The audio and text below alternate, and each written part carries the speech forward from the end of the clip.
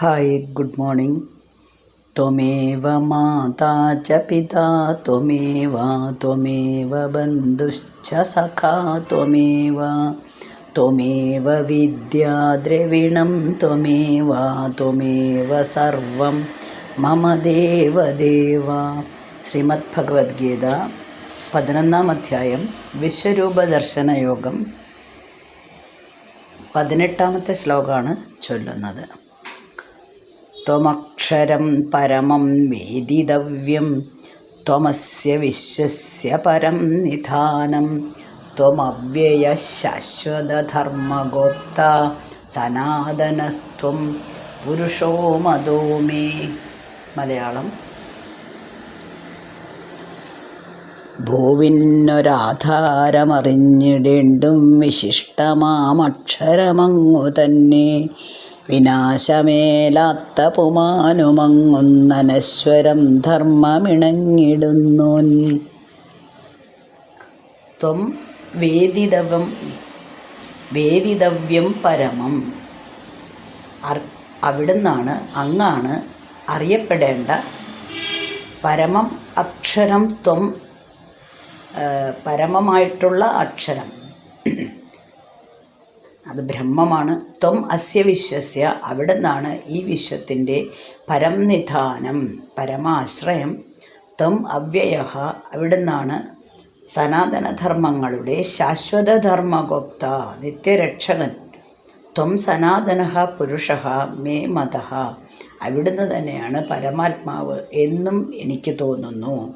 ഭഗവാനെ കണ്ട് അതിശയിച്ച് നിൽക്കുമ്പോൾ ഭഗവാൻ ഇതാണ്, ഭഗവാൻ ഇങ്ങനെയാണ്, ഭഗവാൻ അതാണ് എന്നിങ്ങനെ വിവരിച്ചു കൊണ്ടിരിക്കുകയാണ്. അപ്പം ആദ്യം പറഞ്ഞത് അവിടുന്നാണ് അറിയപ്പെടേണ്ട പരമവും അക്ഷരവുമായ ബ്രഹ്മം. അങ്ങാണ് ബ്രഹ്മം. സൃഷ്ടിയും സ്ഥിതിയും സംഹാരവും സാക്ഷാൽ പരമാത്മാവിൽ നിന്ന് തന്നെയാണ് ഉണ്ടാവുന്നത് എന്ന് പറഞ്ഞു കഴിഞ്ഞു. അപ്പം ഈ വിശ്വം, ഈ ലോകം മുഴുവൻ ഉണ്ടാവുന്നതും നിലനിൽക്കുന്നതും അങ്ങയിൽ തന്നെയാണെന്ന് ഞാൻ മനസ്സിലാക്കി. ഇപ്പം അർജുനൻ അതെല്ലാം മനസ്സിലായി വരികയാണ്. അപ്പോൾ ഈ സ്ഥൂലപ്രപഞ്ചം മാത്രം അല്ല നമ്മൾക്ക് കാണാൻ പറ്റുന്നത്, കാണുന്നത് നമ്മളെന്നും കാണുന്നതാണ് മാത്രമല്ല പ്രപഞ്ചം. ഇന്ദ്രിയ മനോബുദ്ധികൾ കൊണ്ട് കാണാനും അറിയാനും കഴിയുന്ന എല്ലാം കൂടിയിട്ടുള്ള ഒരു അനുഭവ മണ്ഡലം കൂടിയിട്ടുള്ളതാണ് വിശ്വം. ഈ വിശ്വം അങ്ങ് തന്നെയാണ്. അപ്പം എല്ലാറ്റിനും, സർവചരാചരങ്ങൾക്കും അധിഷ്ഠാനം ഭഗവാനാണെന്ന് ഭഗവാൻ തന്നെ ഇതിനു മുന്നേ പറഞ്ഞു കൊടുത്തു.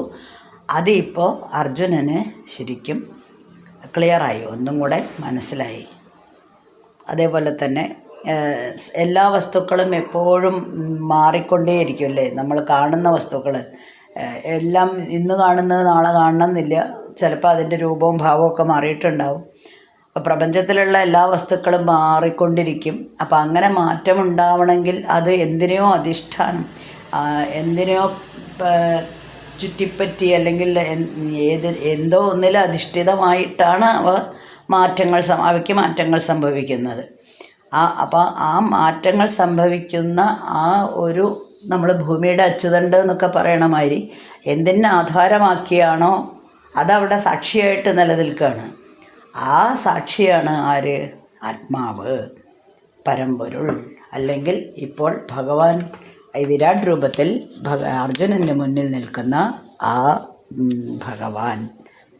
ത്വമസ്യ വിശ്വസ്യ പരം നിധാനം എന്നാണ്. ഇനി ധർമ്മഗോപ്താവ്. സാധാരണയായിട്ട് നമ്മളെയൊക്കെ രക്ഷിക്കുന്ന ആളാണ് ധർമ്മരക്ഷകൻ, അല്ലേ? അപ്പോൾ നമ്മളുടെ നാടുകളിലൊന്നും ഇപ്പോൾ രാജ്യഭരണമൊന്നുമില്ലല്ലോ, അല്ലെങ്കിൽ രാജാവ് പുരോഹിതനൊക്കെയാണെന്ന് നമുക്ക് പറയാം.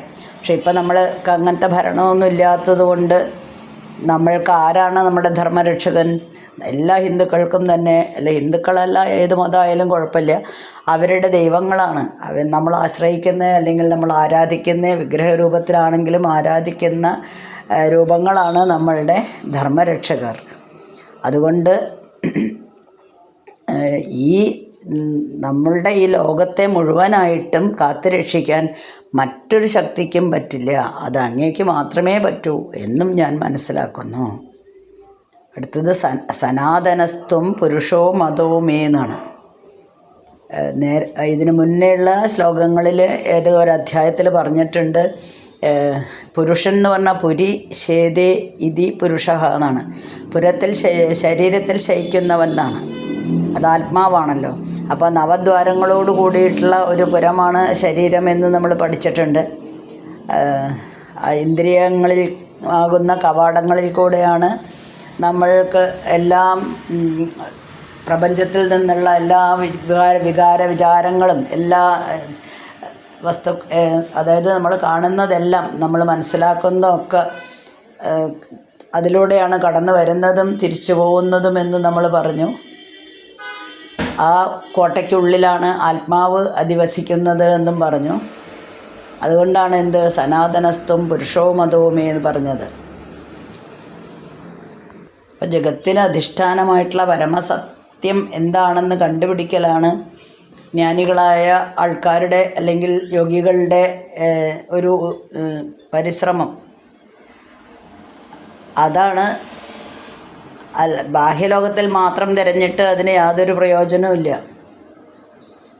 ഇതെല്ലാം സാക്ഷാൽ ഈ പരമ്പൊരുൾ തന്നെയാണ് എന്ന് മനസ്സിലാക്കുന്നതാണ് ഏറ്റവും നല്ലത്. അതുകൊണ്ട് അർജുനൻ പറയാണ്, വിരാട് രൂപത്തിൽ ഈ എൻ്റെ മുന്നിൽ നിൽക്കുന്ന അങ്ങ് തന്നെയാണ് ഇതിനെല്ലാത്തിനും നിധാനം.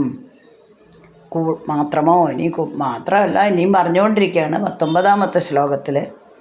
അനാദിമധ്യാന്തമനന്തവീര്യം അനന്തബാഹും ശശിസൂര്യനേത്രം പശ്യാമി ത്വാം ദീപ്തഹുദാശവക്ത്രം സ്വതേജസാ വിശ്വമിദം തപന്തം. 19ാമത്തെ ശ്ലോകമാണ്. മലയാളം. അനാദിമധ്യാനുമനന്തബാഹൂമനന്തവീര്യൻ രവിചന്ദ്രൻ നേത്രൻ കണന്നു ഭൂമണ്ഡലമിന്നു നിന്റെ വക്ത്രാനലജ്വാലയിൽ തപ്തമായി. അനാദിമധ്യാന്തം, ആദിയില്ല, മധ്യമില്ല, അങ്ങനെ ഇല്ലാത്ത അവസാനമില്ല. അനന്തവീര്യം, ധാരാളം പ്രഭാവങ്ങളോട് കൂടിയവനും. അനന്തബാഹും, ധാരാളം അസംഖ്യം കൈകളോട് കൂടിയവനും. ശശിസൂര്യനേത്രം, ചന്ദ്രനെയും സൂര്യനെയാണ് ഇവിടെ കണ്ണുകളോട് ഉപമിച്ചിരിക്കുന്നത്. സ്വതേജസ ഇതം വിശ്വം, സ്വന്തം തേജസ് കൊണ്ട് ഈ വിശ്വത്തെ തപന്തം, തപിപ്പിച്ചിരിക്കുന്നവനുമായി ത്വാം പശ്യാമി, ഞാൻ അങ്ങയെ കാണുന്നു. ഞാൻ നേരത്തെ പറഞ്ഞല്ലോ, എനിക്കിതിൻ്റെ ആദ്യം കാണുന്നില്ല, മധ്യം കാണുന്നില്ല, അവസാനവും കാണുന്നില്ല. അങ്ങനെയാണ് ഞാൻ അങ്ങയെ കാണുന്നത് എന്ന് പറഞ്ഞു. അനന്തബാഹുവായിട്ടും കാണുന്നുണ്ട്, ധാരാളം മുഖങ്ങളുണ്ട്, കൈകളുണ്ട്, എല്ലാം ഉദരങ്ങളുണ്ട് എന്നെല്ലാം വിവരിച്ചു. അപ്പം അനന്തബാഹുവായിട്ടാണ് ഞാൻ അങ്ങയെ കണ്ടത്.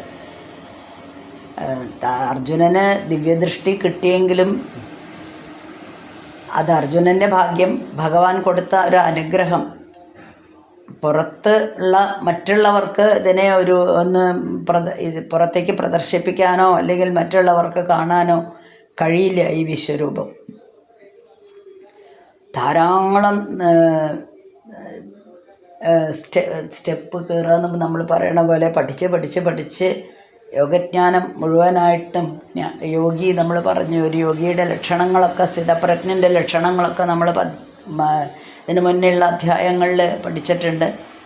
അങ്ങനെ ജ്ഞാനിയായിട്ടുള്ള ഒരു ആളുടെ ബുദ്ധിക്ക് മാത്രമേ ഇത് മനസ്സിലാവുള്ളൂ. അതായത് ഈ പറഞ്ഞ എന്താണ് ആദിയും അന്തവും ഇല്ലാത്ത ഒരു രൂപമെന്നും അനന്തബാഹു എന്നൊക്കെ പറഞ്ഞാൽ മനസ്സിലാക്കാനായിട്ട് കഴിയുള്ളൂ. ഇനി പ്രകാശം, ഇപ്പം നമുക്കൊരു വസ്തു കാണണമെങ്കിൽ ആ വസ്തുവിൽ വെളിച്ചം വേണം, നമ്മൾക്ക് കണ്ണും വേണം. രണ്ടും പരസ്പരം ബന്ധപ്പെട്ടിട്ടാണ് ഇരിക്കുന്നത്. അവിടെ നമുക്ക് കാണാൻ കണ്ണില്ലെങ്കിൽ പ്രകാശം എത്രയുണ്ടായിട്ടും കാര്യമൊന്നുമില്ല. അപ്പോൾ വസ്തുക്കൾ പ്രകാശത്തിൽ നിൽക്കുമ്പോഴേ നമ്മൾക്ക്, അല്ലെങ്കിൽ പ്രകാശം വസ്തുവിൽ ഉണ്ടെങ്കിൽ മാത്രമേ നമുക്ക് കാണാനായിട്ട് പറ്റുള്ളൂ. അതുകൊണ്ടാണ് ലോകത്തിലെ എല്ലാവർക്കും പ്രകാശം നൽകുന്നത്. രാവിലെ ആണെങ്കിൽ സൂര്യദേവൻ, രാത്രിയാണെങ്കിൽ ചന്ദ്രനും, ആകാശത്ത് ചന്ദ്രനുമാണ് പ്രകാശങ്ങൾ നൽകുന്നത്. അതുകൊണ്ടാണ് ഭഗവാന്റെ കണ്ണുകളെ സൂര്യചന്ദ്രന്മാർ എന്ന് വിവരിച്ചത്. ഇനി ജ്വലിച്ചുകൊണ്ടിരിക്കുന്ന അഗ്നിയാണ് ഭഗവാന്റെ വായ എന്നാണ് പറഞ്ഞത്. ദീപ്തഹുതാശ്വക്ത്രം. നമ്മുടെ വായ, അതിലുള്ള നാവ് എന്തിനൊക്കെയാണ് ഉപയോഗിക്കുന്നത്? ഒന്ന്, നമ്മൾക്ക് ഭക്ഷണം രുചി നോക്കാൻ, അല്ലെങ്കിൽ അതിൽ ടേസ്റ്റ് ബഡുകളുണ്ട്. ഒരു ഭക്ഷണം കഴിച്ചു കഴിഞ്ഞാൽ ഇത് കൊള്ളാം, നല്ല ടേസ്റ്റ് ഉണ്ട് കേട്ടോ എന്ന് പറയണതും അയ്യേ ഇത് കൊള്ളില്ല അത് രണ്ടും പറയുന്നത് നാവ് കൊണ്ട് തന്നെയാണ്. സ്വാദിൻ്റെ മുകുളങ്ങൾ അവിടെ ഉള്ളത് കൊണ്ടാണ് നാവ് അത് തിരിച്ചറിയുന്നത്. അതേപോലെ തന്നെ നാവ് കൊണ്ടാണ് മറ്റുള്ളവരുമായിട്ട് നമ്മൾ സംസാരിക്കുമ്പോൾ നല്ല വാദപ്രതിവാദങ്ങൾ നടത്തുന്നത്.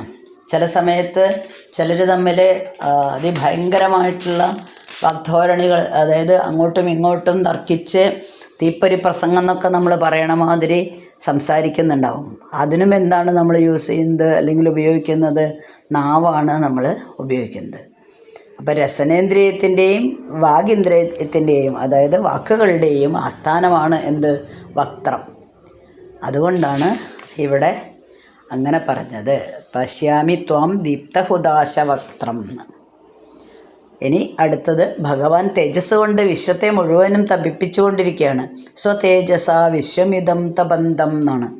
എല്ലാ ജീവരാശികളെയും എപ്പോഴും പ്രകാശിപ്പിക്കുന്ന ആത്മാവ്, അല്ലെങ്കിൽ പ്രകാശിപ്പിക്കുന്നത് തേജോമയനായ അങ്ങ് തന്നെയാണ്.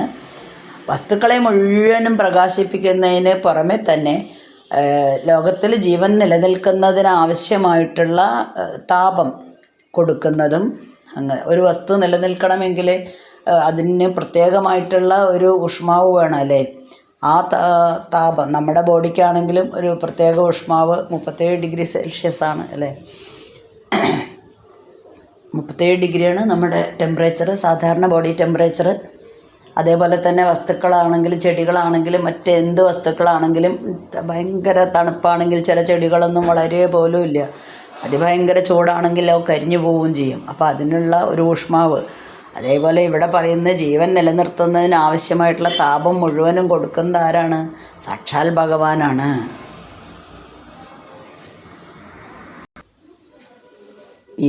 ഈ പരമ്പൊരുൾ അല്ലെങ്കിൽ പരമാത്മാവ് എന്ന് പറയുന്നത് നമ്മൾ സ്വയം പ്രകാശിക്കുന്നത് തന്നെയാണ് എന്ന് നമ്മൾ കണ്ടു.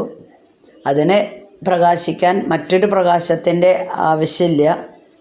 സ്വന്തം തേജസ് കൊണ്ട് എല്ലാ ജീവജാലങ്ങളെയും നിലനിർത്തുകയും ചെയ്യുന്നുണ്ട്. ഇതാണ് അർജുനനിപ്പോൾ ഭഗവാന്റെ വിരാട് രൂപത്തെ വർണ്ണിച്ചത്.